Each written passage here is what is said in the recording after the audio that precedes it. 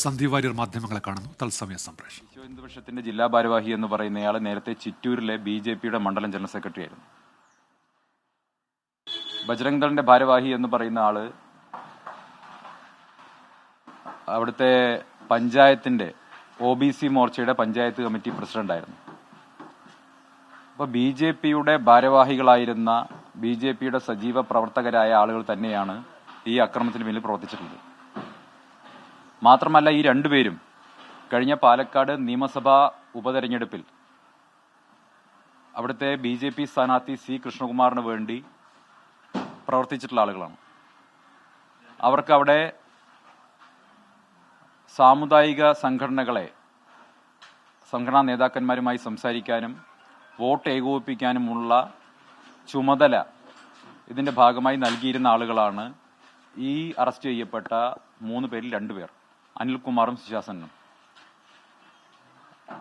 ഈ വെള്ളിയാഴ്ച ഈ അതിക്രമം നടന്നതിന് ശേഷം BJPയുടെ സംസ്ഥാന നേതൃത്വം തന്നെ ഈ കേസ് അട്ടിമറിക്കാൻ വേണ്ടി പോലീസുമായി നിരന്തരം ബന്ധപ്പെട്ടിട്ടുണ്ട്. യുവമോർച്ചയുടെ ജില്ലാ നേതാക്കന്മാർ മുഖേന ചിറ്റൂരിലെ പോലീസുമായി ബന്ധപ്പെട്ട് ഈ കേസ് അട്ടിമറിക്കാൻ വേണ്ടിയുള്ള ബോധപൂർവമായ പരിശ്രമം BJPയുടെ സംസ്ഥാന നേതൃത്വം നടത്തിയിട്ടുണ്ട്. അപ്പോൾ ഒരു വശത്ത് വല്ലാത്ത ക്രൈസ്തവ സ്നേഹം അഭിനയിച്ചുകൊണ്ട് ക്രൈസ്തവ ഭവനങ്ങളിലേക്ക് കേക്കുമായി കടന്നു പോവുകയും, എന്നാൽ മറുവശത്ത് ക്രൈസ്തവരെ ആക്രമിക്കാനും അവരുടെ വിശ്വാസങ്ങളെ ആക്ഷേപിക്കാനും അധിക്ഷേപിക്കാനും ഒരു സ്കൂളിൽ കുട്ടികൾ വളരെ നിഷ്കളങ്കതയോടെ നടത്തിയിട്ടുള്ള ഒരു കരോളിനെ പോലും ആക്രമിക്കാനുള്ള സംഘപരിവാറിന്റെ ശ്രമം, ഇത് കേരളത്തിൽ നിലനിൽക്കുന്ന സാമുദായിക സൗഹാർദ്ദം തകർക്കാൻ ലക്ഷ്യമിട്ടുകൊണ്ടുള്ളതാണ്. ഇരകളോടൊപ്പം ഓടുകയും അതേസമയം വേട്ടക്കാരനോടൊപ്പം വേട്ടയാടുകയും ചെയ്യുക എന്ന സമീപനമാണ് ഇക്കാര്യത്തിൽ BJPക്കുള്ളത്.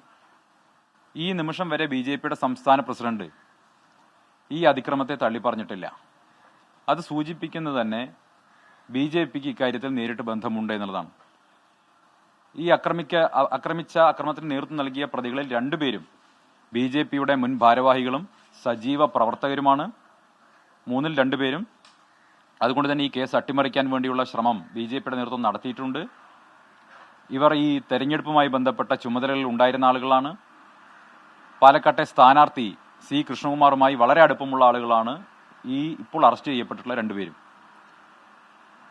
കേരളത്തിൽ ക്രൈസ്തവ വിഭാഗത്തിന്റെ വോട്ട് തട്ടാൻ വേണ്ടി, സാമുദായിക സൗഹാർദ്ദം അട്ടിമറിക്കാൻ വേണ്ടി ഏറെക്കാലമായി BJP ശ്രമം നടത്തി വരികയാണ്. ക്രൈസ്തവ സഹോദരങ്ങൾക്കിടയിൽ മറ്റ് ഇതര സമുദായങ്ങളുമായി ഭിന്നിപ്പുണ്ടാക്കാൻ വേണ്ടിയുള്ള ബോധപൂർവമായിട്ടുള്ള നുണപ്രചരണങ്ങൾ നടത്തുന്നുണ്ട്. പക്ഷെ അതേ സമയത്ത് തന്നെ ഒരു വശത്ത് കൂടി ക്രൈസ്തവ വിശ്വാസങ്ങൾക്കെതിരായിട്ടുള്ള നിലപാടുകൾ സ്വീകരിക്കുന്നു. ഞാൻ നേരത്തെയും പറഞ്ഞിരുന്നു, ക്രിസ്മസ് നക്ഷത്രം തൂക്കുന്നത് സംബന്ധിച്ച് അത് തൂക്കാൻ പാടില്ല, ഹിന്ദു ഭവനങ്ങളിൽ ക്രിസ്മസ് നക്ഷത്രം തൂക്കാൻ പാടില്ല, മകരനക്ഷത്രമാണ് തൂക്കേണ്ടത് എന്ന് പറഞ്ഞൊരു ക്യാമ്പയിൻ, ആ ക്യാമ്പയിന് നേതൃത്വം കൊടുക്കുന്നത് ശ്രീ V മുരളീധരനുമായി അടുത്ത ബന്ധമുള്ള മുരളീധരന്റെ സാമൂഹ്യ മാധ്യമ ഇടപെടലുകളിൽ നിർണായകമായിട്ടുള്ള സ്വാധീനം ചെലുത്തുന്ന ഒരു വനിതയാണ് ആ പ്രചരണത്തിന് പുറകിലുള്ളത്. അവർ BJPയുടെ സംസ്ഥാന പ്രസിഡന്റുമായും വളരെ അടുപ്പമുള്ളയാളാണ്. അവർ നേരിട്ടാണ് ഈ കാര്യത്തിൽ ക്രിസ്മസ് നക്ഷത്രം തൂക്കാൻ പാടില്ല, മകരനക്ഷത്രമാണ് ഹിന്ദു ഭവനങ്ങൾ തൂക്കേണ്ടത് എന്ന രീതിയിലുള്ള പ്രചരണം നടത്തുന്നത്. ഇതിനെ ഒന്നും BJP നേതൃത്വം തള്ളിപ്പറഞ്ഞിട്ടില്ല. അപ്പോൾ ഇവിടെ കേരളത്തിൽ നിലനിൽക്കുന്ന സാമുദായിക സൗഹാർദ്ദം തകർക്കാൻ വേണ്ടി ബോധപൂർവമായ പരിശ്രമം നടത്തുകയും അതേ സമയത്ത് ഒരു ധ്രുവീകരണം ഉണ്ടാക്കി അതിനിടയിലൂടെ വോട്ട് തട്ടാൻ വേണ്ടി സാധിക്കുമോ എന്നുള്ള പരീക്ഷണം കൂടി അവർ നടത്തുന്നുണ്ട്. പാലക്കാട്ട് നടന്നിട്ടുള്ളത് വാസ്തവത്തിൽ എന്താണോ BJP, വാസ്തവത്തിൽ എന്താണോ സംഘപരിവാർ, അതാണ് പുറത്തു വന്നിട്ടുള്ളത്. ഞാൻ നേരത്തെയും പറഞ്ഞിട്ടുണ്ടായിരുന്നു, ആ ഇക്കോസിസ്റ്റത്തിനകത്ത് വെറുപ്പും വിദ്വേഷവുമാണുള്ളത്. ആ വെറുപ്പും വിദ്വേഷവുമാണ് പാലക്കാട് നല്ലേപ്പള്ളിയിൽ കണ്ടത്. ക്രിസ്മസ് ആവുന്ന സമയത്ത് ക്രൈസ്തവ ഭവനങ്ങളിലേക്ക് കേക്ക് കൊണ്ടുപോവുകയും എന്നാൽ അതേ സമയത്ത് ക്രൈസ്തവർക്കെതിരായിട്ടുള്ള അക്രമങ്ങൾക്ക് മറുവശത്തു കൂടി നേതൃത്വം കൊടുക്കുകയും ചെയ്യുന്നു. അനിൽകുമാറും സുശാസനും BJPയുടെ ഭാരവാഹികളായിരുന്നു. അവരെങ്ങനെ തള്ളിപ്പറയാൻ സാധിക്കും? വിശ്വ ഹിന്ദു പരിഷത്ത് സംഘപരിവാറിന്റെ സംഘടനയല്ലേ. RSSന്റെ ഒരു പ്രചാരകൻ അതിന്റെ സംഘടനാ സെക്രട്ടറിയാണ്. ഈ നിമിഷം വരെ ഇവരാരും അതിനെ തള്ളിപ്പറഞ്ഞിട്ടില്ല. മാത്രമല്ല, പ്രതികളെ രക്ഷിക്കാൻ വേണ്ടിയുള്ള ശ്രമം നടത്തി. പോലീസുമായി ബന്ധപ്പെട്ട് ഈ കേസ് ഒത്തുതീർപ്പാക്കാൻ, സ്കൂൾ അധികൃതരുമായി ബന്ധപ്പെട്ട് ഒത്തുതീർപ്പാക്കാനൊക്കെ ശ്രമം ഉണ്ടായിട്ടുണ്ട് അതിനിടയ്ക്ക്. അപ്പൊ അതുകൊണ്ട് തന്നെ ഇത് യുവമോർച്ച ജില്ലാ നേതാക്കൾ മുഖേന BJPയുടെ സംസ്ഥാന നേതൃത്വം ഈ കേസ് അട്ടിമറിക്കാൻ വേണ്ട ശ്രമം നടത്തിയിട്ടുണ്ട്.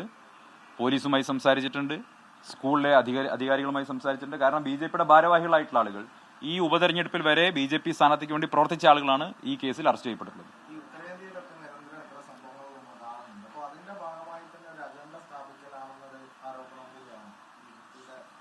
അല്ല, ഞാൻ പറഞ്ഞല്ലോ, ഇവിടെ ഈ ക്രൈസ്തവ വിഭാഗങ്ങൾക്കത് ഇൻഹെറിറ്റന്റ് ആയിട്ടുള്ള ഒരു വിദ്വേഷം ആ ഇക്കോസിസ്റ്റത്തിനകത്തുണ്ട്.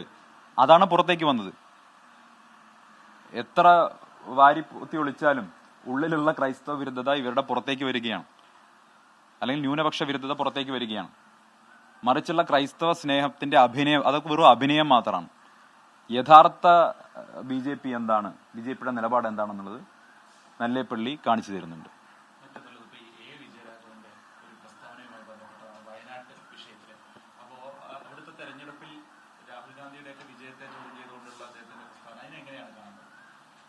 നേരത്തെ പറഞ്ഞല്ലോ, ഈ BJPക്ക് പോലും പറയാൻ പറ്റാത്ത വർഗീയ നിലപാടുകൾ CPM പറയുകയും അതിനെ കേരളത്തിൽ ശരിവൽക്കരിക്കുന്ന ഒരു നറേറ്റീവ് ബിൽഡ് ചെയ്യുകയും. പാലക്കാട്ട് ചിറ്റൂരിലുണ്ടായ സംഭവത്തിന്റെ പശ്ചാത്തലത്തിൽ BJPക്കെതിരെ രൂക്ഷ വിമർശനം ഉന്നയിക്കുകയായിരുന്നു സന്ദീപ് വാര്യർ.